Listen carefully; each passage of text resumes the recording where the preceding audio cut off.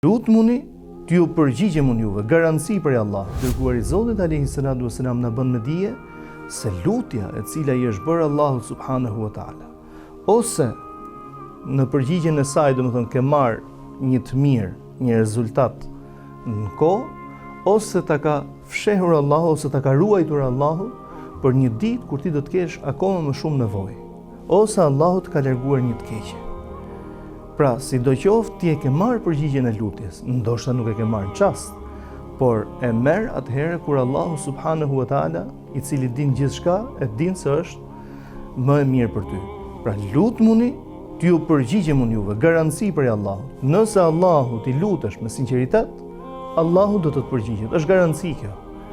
Ndaj një ndër shprehjet e bukura të cilat e kam dëgjuar në për lutje, sidomos në këto lutjet e kunutit, duat e kunutit, domethënë, Allahumma inna da'unaka kama amartana fastajib lana kama wa'adtana.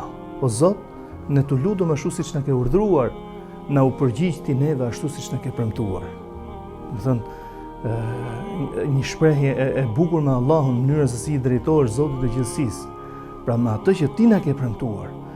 Innal ladhina yastakbiruna an ibadati, ata të cilët, sepse lutja në vetvete është adhurimi vet.